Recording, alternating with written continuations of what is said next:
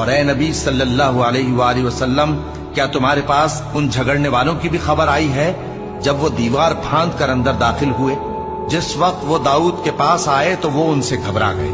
انہوں نے کہا کہ خوف نہ کیجیے، ہم دونوں کا ایک مقدمہ ہے کہ ہم میں سے ایک نے دوسرے پر زیادتی کی ہے، تو آپ ہم میں انصاف سے فیصلہ کر دیجئے اور بے انصافی نہ کیجیے گا اور ہم کو سیدھا راستہ دکھا دیجئے۔ بات یہ ہے کہ یہ میرا بھائی ہے، اس کے ہاں 99 دمبیاں ہیں اور میرے پاس ایک دمبی ہے۔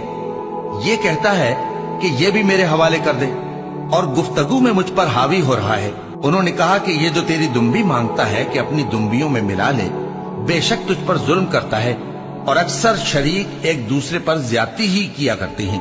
ہاں، جو ایمان لائے اور عمل نیک کرتے رہے، اور ایسے لوگ بہت کم ہیں۔